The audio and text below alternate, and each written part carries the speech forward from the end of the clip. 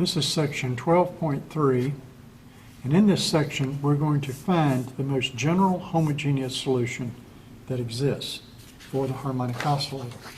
You recall what we were working on in the last module was we looked at mass times acceleration is equal to the total force. There was a spring force and a frictional force. So we've got something near equilibrium, and it has friction, and there may be some other force that's not dependent upon the position. And we wrote this equation again in the form m times the second derivative of x with respect to t squared. We brought this term over, which was going to be now plus b times dx dt. And we brought the spring force over, which now becomes plus k times x, leaving the inhomogeneous part over here. Now, what we want to study then is where this term vanishes, and therefore this is equal to 0. We want to therefore find first the most general homogeneous solution that exists to this differential equation, where that's 0. So our task is to begin with the equation m d second x dt squared.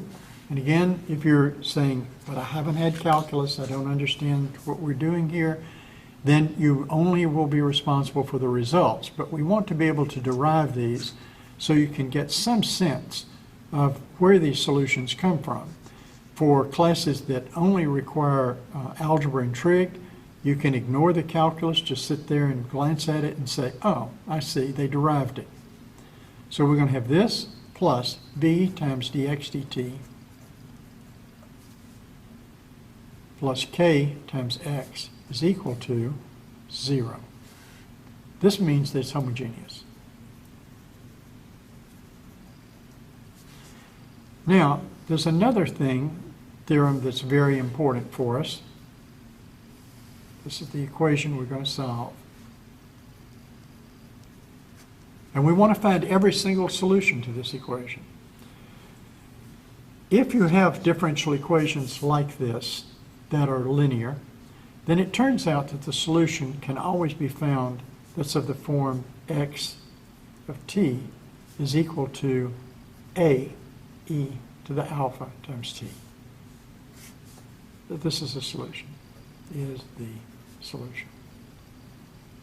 You've heard the expression, the devil is in the details.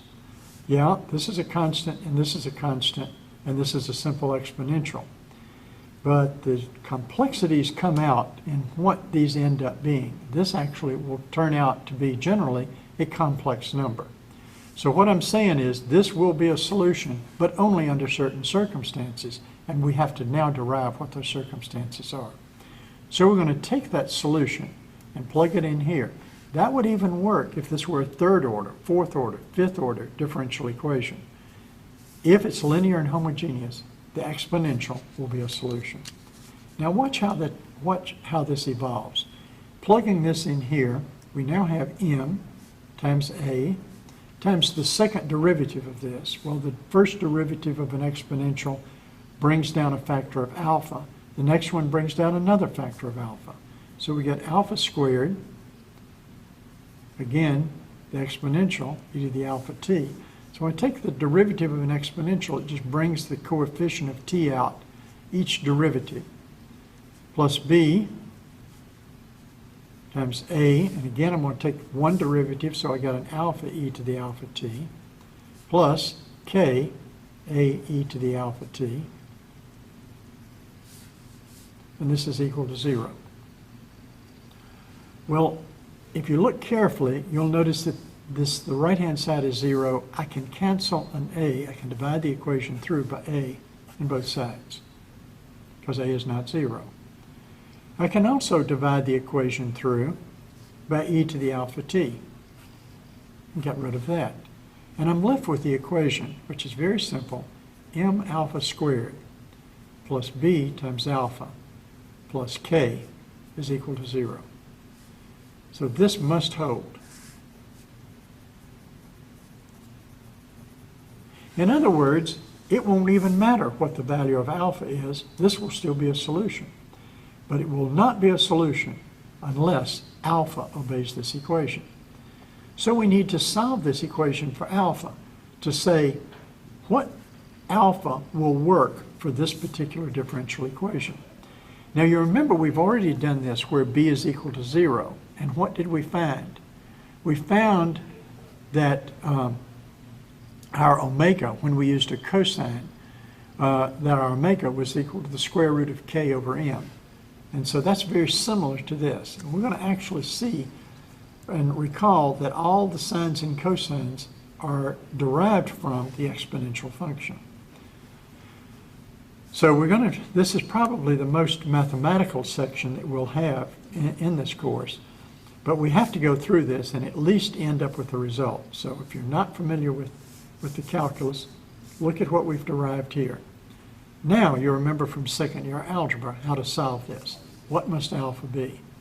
Alpha must be equal to minus b plus or minus the square root of b squared minus 4 times a times c divided by 2a.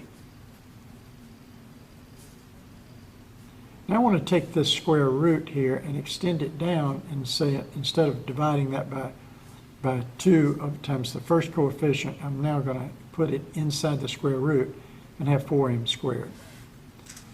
Now I want to manipulate this a little bit. I want to define a new term, define gamma, equal by definition b over 2m. This is a friction-like term. It is the coefficient of friction divided by twice the mass. So I'm going to define that, which I certainly can do. And now you can see that this begins to simplify some. This becomes minus gamma plus and minus the square root of, well, here's a b over 2m squared. So this is going to be a gamma squared right here, b over 2m quantity squared, which is going to be gamma squared again. And now here I have a 4 canceling a 4, an m canceling 1m, and I end up with a k over m. So I'm going to define also omega naught by definition to be the square root of k over m. Well, we recognize that factor, square root of k over m, from our simple work where there was no friction at all. And so now you can see this would be minus omega naught squared. So alpha has to be this. Now anytime you end up with a quadratic equation, you should recall that there are 3 solutions. There are 3 circumstances. I can have gamma greater than omega naught, gamma equal to omega naught, and gamma less than omega naught. There's no other choice. Why is that important? Because if gamma is greater than omega naught, this square root is a positive number. And I take the square root of it, and it's a positive number. So the square root is positive. If gamma is equal to omega naught, then the square root vanishes. The square root's equal to 0, and alpha is simply equal to minus gamma. However, if gamma is less than omega naught, then this is the square root of a negative number, and I get the square root leads to an imaginary number. So you can see why I said the devil is in the details, because we're going to have to deal with these exponentials, both with real and with imaginary solutions to them. And you can see in the work that I've got here, I've worked this out, and we have here alpha is equal to minus gamma plus or minus the square root of gamma squared minus omega naught squared, and that's required for this to be a solution. Incidentally, I could have added a constant here plus delta, and that could be useful in the long run.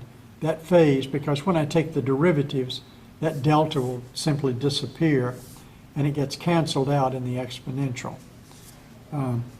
So now we were going to discover these three types of solutions. What do they look like? Well, the first of those solutions is called the overdamped. That's where gamma is greater than omega naught. And then you can see there are two solutions, depending upon the plus or the minus in the square root. I can have one solution, which is AE to the minus gamma plus the square root times T. Remember that this whole alpha here, which is this whole thing, multiplies T. So there's the T. And I can have another constant times e to the minus gamma minus the square root of gamma squared minus omega naught squared times T. And I could put a plus delta on either one of those. That's called overdamped. And you'll notice that both of those solutions are numbers which are negative. The gamma is actually larger than the square root of gamma squared minus omega naught squared. Let me point that out. Gamma squared minus omega naught squared. If gamma is greater than omega naught, then the square root of this is less than gamma. Why? Because here, if I take a number and I square it and subtract something and take its square root, I end up with something less than it is. So this number is smaller. So even though it's positive, this is still a negative number. So what does this look like?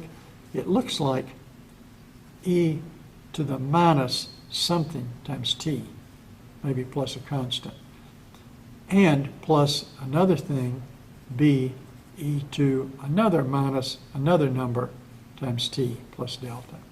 So that's what the solution looks like. What does that look like if I plot it? If I plot that, I got off page there, excuse me, I would end up with two types of terms here. Both of these are exponential damps, and so it'd be one exponential dampening, another exponential dampening, and it's the sum of those two, which looks like, all in all, an exponential dampening.